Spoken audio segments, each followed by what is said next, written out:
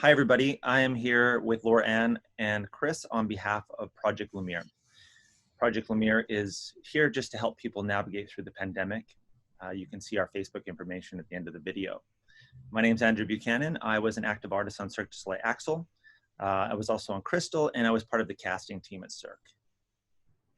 And my name's Laura-Ann Chong. I've been with Cirque du Soleil for the past 8 years, and most recently for the past 7, I've been on tour with Amaluna. So this segment is called The Pivot. It's an interview series we're starting, and it's to highlight people in our industry who have been able to pivot and find a way forward in our new normal. And we just hope it inspires people and helps them find their way forward. So the first person we're having today, we're lucky, is Chris Nobels. So Chris was a 19-year veteran with Feld Entertainment, worked his way up from being on the road to being the senior director and associate producer. And now he has been able to move forward and find his way to being the creative producer at the Fairgrounds in St. Pete, Florida. And he started his own company called Full Stop Productions. So thank you for being here, Chris. Thank you guys for having me. So this interview is going to focus a little bit on mental health and, you know, how you were able to move forward and find your way through this crazy time. So I wanted to get what was your initial reaction when everything stopped, when, you know, the performing arts world came to a halt? So in the position that I was in with Feld, we were full steam ahead on creating new and really looking at new ways to push the boundaries on what is the expectation of the modern audience. And as things started to change and we started getting news out of China that coronavirus was spreading, and Disney started to shut the parks and other shows in China were starting to shut down, and it started to kind of spread out of China and across the world, really, I was on the leading edge of that. So in my gut, I didn't want to believe what was happening, but I was painfully aware of what was happening. So I feel like when all of the layoffs and everything happened and the entire industry did shut down, I almost felt like I had a week or 2 week heads up on it, which isn't saying a lot, but at the same time, it allowed me to really process internally and with my partner, what were we going to do? And then when the layoffs actually happened, it allowed me to be the shoulder for other people and to be a great sounding board, I feel. So it was shocking, it was devastating, it was life-changing, but at the same time, the team that had reported to me and all of my friends, because really that's what Feld Entertainment was all about, was friends that we happened to all just work together and do cool stuff. And I feel like it's the same way at Cirque, that it's family. It was more about making sure that everybody was okay and making sure that they had the resources that they needed, that they had the shoulder if they needed that. And just really making sure that everybody understood that it was okay. It wasn't their fault. It wasn't that they were doing anything negative or bad or any type of disciplinary action. It was an abrupt stop to the heart of our industry, and to survive and to be able to come out on the other side, a lot of companies had to make really hard choices just to make sure that when all of this is over, because it will be over, and we will get back at this and we will start doing shows again, that they are there to be able to hire all of these people back. It's not going to look the same. They won't be able to hire everybody back, but that's where I feel like things that you guys are doing and things that I'm doing with Fairgrounds and with Full Stop Productions is we've turned the table and we're working to create our own. And we're working to reimagine what entertainment is, just like we were doing before all of this happened. But now we have an added layer of social distancing, and there's a little bit of a fear factor. What happens if I go into a theater? What does that mean to me? And it's also being able to balance out that when you're in one region of the US or the world or Canada or anywhere, things may be okay, but I'm in St. Petersburg, Florida, and Florida is not okay right now. So it's really trying to determine what is the best way to move entertainment forward so we don't have the setbacks and we don't have to pause again and then delay the restart even further. Right. I love what you're saying, and you're so reassuring. You definitely, like, I feel like you are one of those lights in our industry that we really need right now. So thank you for You're that. welcome. It's scary, and I would be remiss to say that it's not scary. It was probably walking out of the building was with my stuff was probably the scariest moment of my life, especially as it relates to career and what am I going to do next? And there are days that I still wake up that I'm like, oh God, what is happening? Or, oh my gosh, what have I done? Like, I'm starting a new company in the midst of all of this chaos. Like, what am I doing? But then I have great partners, Nancy Hudson and Michael Daines. I have great friends. I have great people like you who reach out. And we have a great network of both people in the entertainment industry and outside the entertainment industry that put the hand on my shoulder and go, you know what? It's going to be okay. And that's just reassuring and kind of gets me through those dark spots. And we're all going to have the dark spots. And you just need to be sure to reach out because none of this is anybody's fault. And nobody should be ashamed of what's happened. So if you get the dark moment and you have the dark spot, turn to your friends, turn to your colleagues, turn to people that aren't in the entertainment industry and have no idea what you're going through, and just explain to them what is happening so that they can then help you from totally different perspective. And that's really what I've been doing. Amazing. It's great to hear that from like somebody like you, because we forget as artists or people who are on the road, you know, leadership is going through the exact same thing we are, the same emotions, just, you know, sometimes on a bigger scale. Yeah. I'm just wondering, did you have a period of mourning, or did you kind of like immediately jump into action? And how long in between, you know, walking out of that arena, as you said, feeling that, oh my goodness, what am I going to do? Versus, yeah, I'm going to start my own company. So I did, but I don't think it was mourning. I don't think that for me was the right word. I think it was rejuvenation. And I feel like I shed a lot of weight and a lot of stress and a lot of, I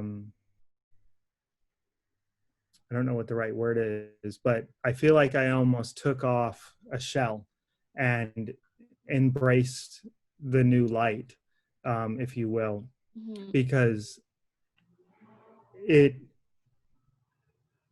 at Feld, we were doing a ton of projects and I loved all of them, but it was super fast paced.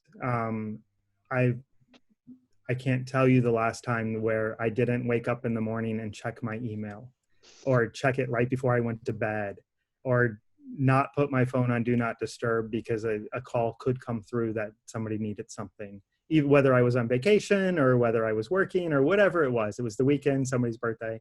You know, we all know how that is. Yeah.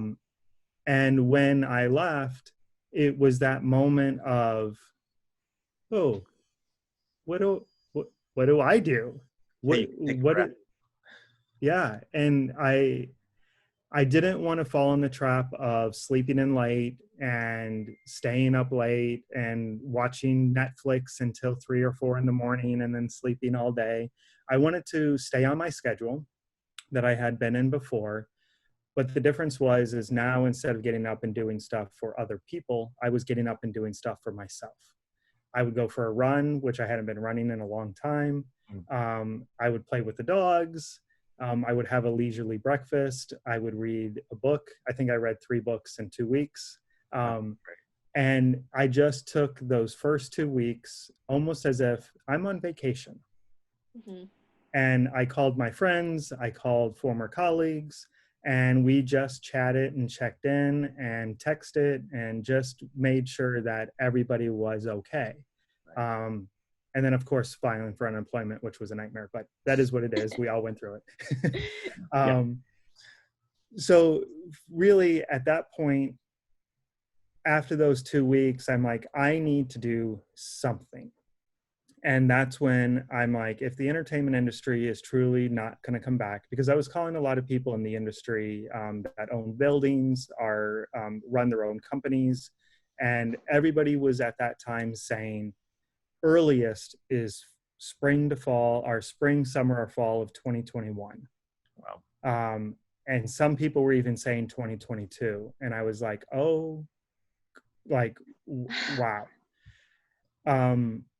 So for me, I'm like, what do I want to do with my life when I grow up?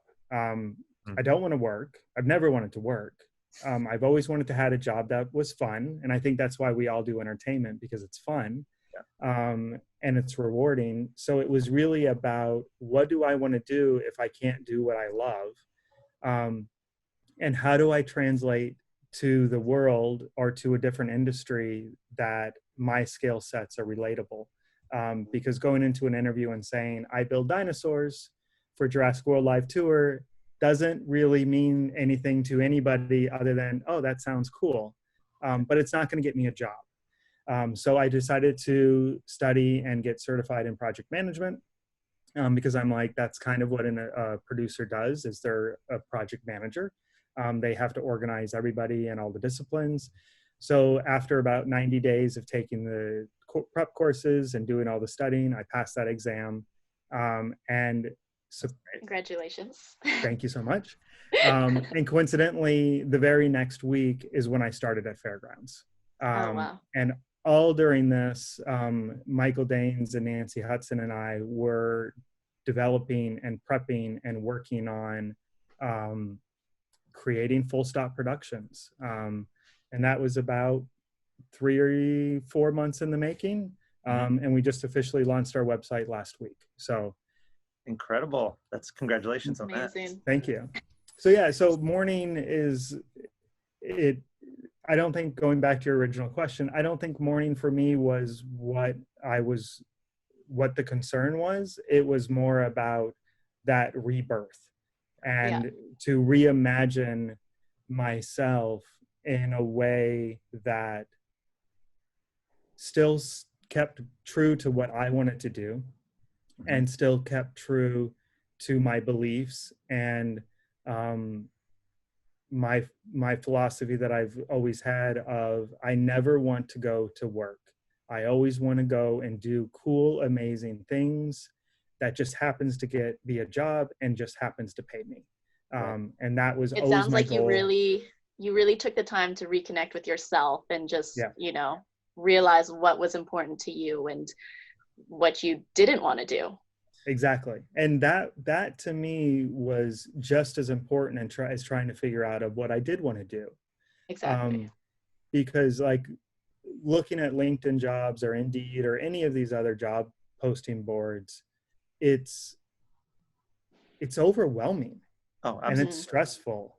And the job descriptions are crazy, and it paid like entry level master, but they want a master's degree and 20 years of experience, and you're like, oh my God, I'm never going to get a job. And I feel like I have skills, I think. I think I'm good at what I do. And looking at some of these very entry level jobs, I'm like, I'm not qualified. And that was a sense for me that I was like, what am I actually going to do? I'm not qualified for any of this stuff. Right. So it was overwhelming. And thankfully, again, I reached out to friends, I reached out to former colleagues, and we really talked through when we say we do PR, what does that actually mean? Right. It means that you're a salesperson. Mhm. It means that you have a communications background. It means that you have a way of controlling a situation and controlling the conversations that you're having. And thinking about it, it's like, oh yeah, I do PR. Like I've done PR for the show for all these years, but what does that mean? And Right. being able to really dig into, if you're an artist or somebody that's on the crew or even the management, being able to dig into everything that you've done on tour and in the corporate office, if you happen to be there, and looking at it from a new lens and really deciding, what is it that this truly means, and how do I translate these things onto my resume and into my talking points Exactly. when I'm actually in an interview, and making sure that you write all of those things down. I did one interview about a month, maybe a month and a half after I got laid off. And I had completely forgotten, because I was so stressed and overwhelmed by the interview, that I had worked on Jurassic World Live Tour and I was integral in launching it. And when she said, what are some of your major accomplishments? I didn't list it. And I was like, oh my God. I hung up the phone and I'm like, wow, I just missed one of the things that I'm most proud of. And I told that to a friend of mine and she's like, make a list. Right. And I was like, never even thought about that. But so all the other interviews that I did after that, until we got the company up and running, I had my list of my favorite accomplishments. I had my list of my things that I was most proud of. And I had my list of, when I say this, it actually means that as it relates to your company. So that way I didn't have to think on the fly.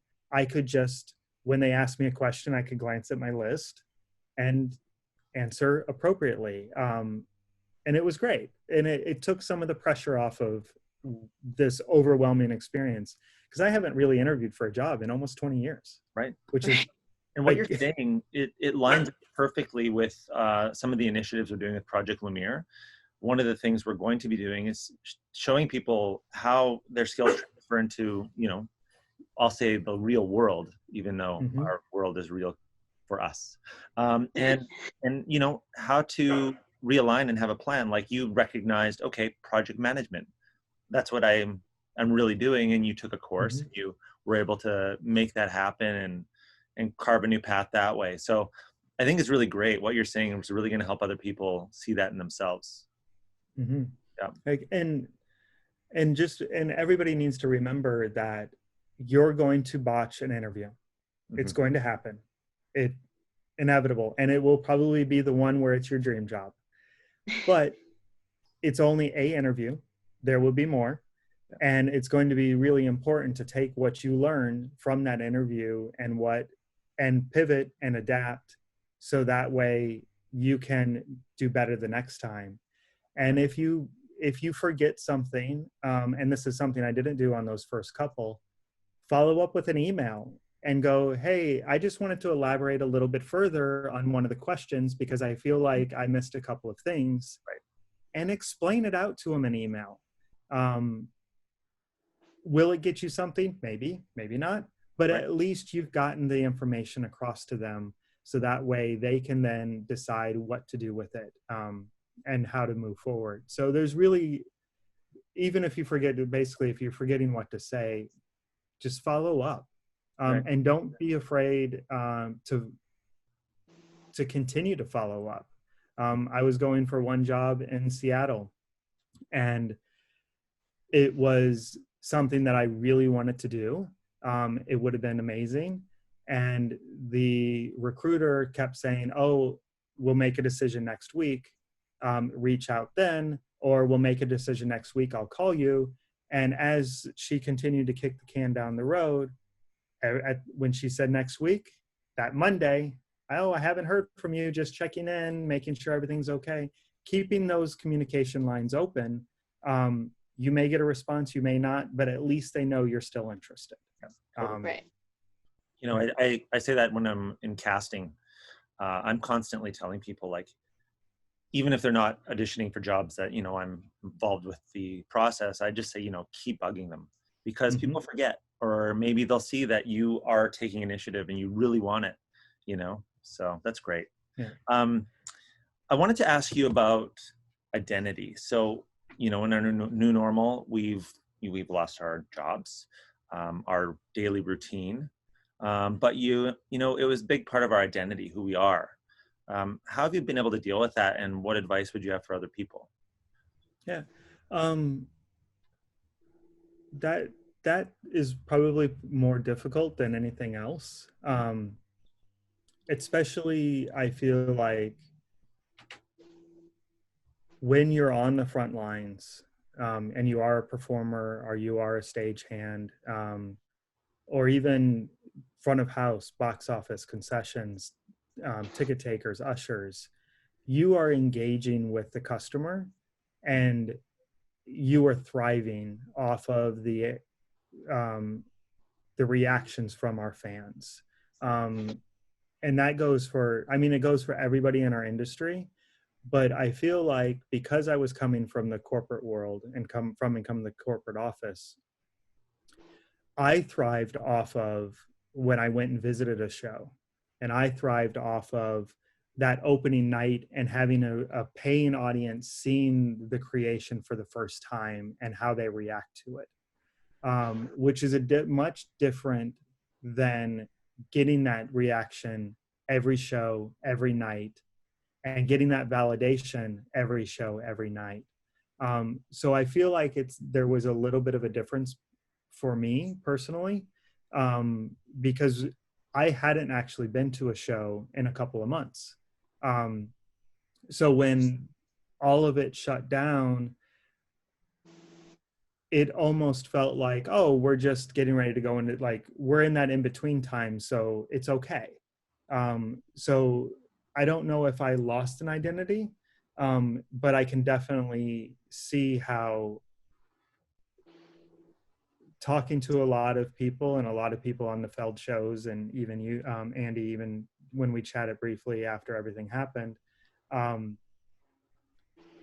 some people, it was Wednesday and they did opening night, and the next day the show loaded out and they didn't even get a chance to go in and get their stuff. Wow. And now all of their stuff is having to be mailed home. So there's no, like, I think, or what I've heard from a lot of people, and even what I feel a little bit with Feld, is there's no closure.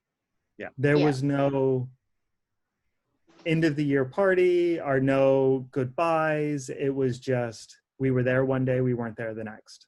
And we didn't think it was going to last that long. That was the thing. We all went away saying, oh, it's 7 months, but really we'll be back in 2. It's 2008 when everything crashed. Entertainment wasn't affected. This won't affect us. Yeah. And I remember thinking that. And, you know, as I was home for a few months, I was like, wow, this is real. And that's when we started to connect and reach out to people and check if everybody was okay, because, you know, in some days we weren't okay. And, you know, we've been around for years. We're 100. We were not 100. So Chris, like, yeah, I definitely think a lot of people are struggling with losing, you know, such a big piece in their identity in a way. So we just have to keep reminding them that, you know, you are who you are, regardless of what company you work for, what show you work for. As you said, when you walked out of the arena for the last time, it took you about 2 weeks just to reconnect with yourself. And I think that's what we're really trying to focus on doing with Project Lumiere. So in our new normal, you've been able to pivot and move forward, but in our industry, but in a new way. Was there a certain moment that you remember being inspired and wanting to collaborate with someone? Was there like a light bulb switch one day, or is it something that, you know, as you said, right before the pandemic, you were constantly working the entire time and you're really into it with your emails and connections and trying to get new shows and projects up and running. So was it just kind of that time? There was the spark for me, and it happened actually pretty quickly. There was a drive-in concert in Denmark pretty quick after everything shut down, and chatting with Michael and chatting with Nancy previous to that, to seeing that, and chatting with some of the folks at NBC and Disney, we were like, what is the new normal for entertainment? How do we do this? And one of the cool things was we were throwing ideas and brainstorming and all of that. And then this happened and it was successful. It was totally different. You sat in your trunk and the car faced away from the stage, and they actually had a live performance and everybody loved it. And it was like, that was the spark that was like, there will be entertainment. This is not dead. And we just have to think out of the box. Right. And think of new ways to get people together, and it sounds counterintuitive, in crowds. But there's ways to do it. And there's ways to entertain people through it, and keeping them apart. And luckily, as kind of some new ideas came out and people were doing proof of concepts, now there's drive up, now there's a live concert, but you watch it on a screen, there's drive-in movie theaters again. So there's all of these things that people are starting to do.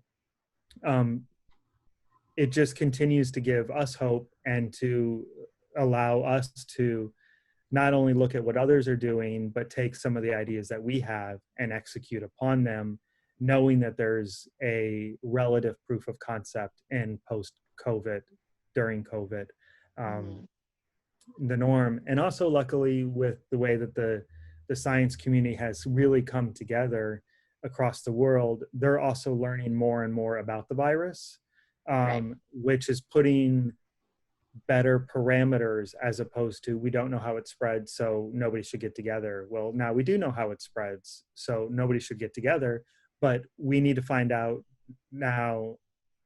We know how it spreads, nobody should get together with the exception of these things. And outdoors is definitely one of the things that seems to be the most conducive. So outdoors with social distancing means that maybe we're not going into an arena in the next 9, 10, 12 months, but it doesn't mean that the entertainment has to stop. Yeah. Right. So now that you're in a position to employ others with your new company and your new projects, and like, that's got to be really satisfying to kind of just look at the whole and say, you know what, I am creating all these opportunities for people. On the other side, I'm wondering, do you feel a great amount of pressure now that there is that you're the reigning leader of this whole thing, and everyone's desperate to get a job, right? So I'm sure you're getting tons of emails and applications, and how do you deal with that? And I'm just wondering. So yeah, there's pressure on both sides. One, to do great entertainment and not mess up to the point where it shuts the industry back down, or hey, look at what happened over there, we shouldn't do that, and us being the ones that made a mistake.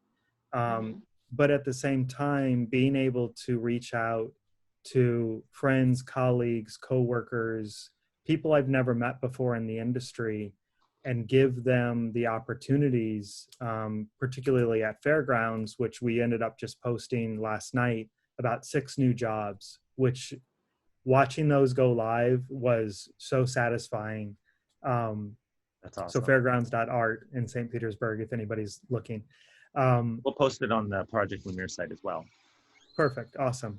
But the thing that I think is also important to remember is, from a producing side, which is what I'm doing with Full Stop Productions, and from a helping Fairgrounds get off the ground and starting, we're talking that Fairgrounds is opening with a diminished capacity, just to get the doors open, and they're going to take that risk. And when we're doing shows with Full Stop, we'll also be opening with a diminished capacity. So I think the thing to remember and to keep in the back of your head is, and it's unfortunate, but salaries are not going to be what they were. The people that are taking the risks are making significantly less money, and which means that they can't pay what they want to pay. So remembering when you're going in and you're talking to people, if they do offer you a lower salary than you were expecting, or they do offer you a lower salary than you're used to making for doing the exact same thing you were doing before, you have to remember though that they're also taking a risk, because at any given point we could be shut down. If there's a flare, if the cases weren't their cases in St. Petersburg are going down right now, but they're not going down in the entire state. If for some reason we had a flare up and the mayor came in and said, you're not opening, they have to ride that out and continue to hopefully employ everybody to just survive. So you need to just really remember that the new normal goes across the board, not just from a health perspective, but from a pay perspective as well, which is unfortunate. But to survive in this environment right now, I think that's going to be the norm for a little bit. You know, that's really important. I hope it's a little bit. Just because, you know, people, you know, your initial reaction for some people might be, well, you know, the pandemic's happening, they're trying to take advantage of people. But hearing that side of it and the reason why, being armed with that information when you go in for an interview will, you know, it'll get people prepared mentally and to understand the other side of it, you know. Yeah. That's great. And it's something that when you're interviewing, I was chatting with a couple of friends of mine, and they were basically having the same concerns, or they even pivoted to a new role, and because they didn't have the in-depth experience, what they did was they negotiated the starting salary and then said, you know what, in 3 months, if you feel my skills are what I think my skills are, let's renegotiate the salary. Or in 6 months, when everything's open and running up again, let's have a date when we can sit back down and not just do an annual increase of a couple percentage points, but let's actually, when everything's returned to normal, let's actually renegotiate the offer, because things will be normal, and then people can get what we're all expecting and used to paying. Will it work for everybody? Absolutely not. Right. Will it work for a few people? Hopefully.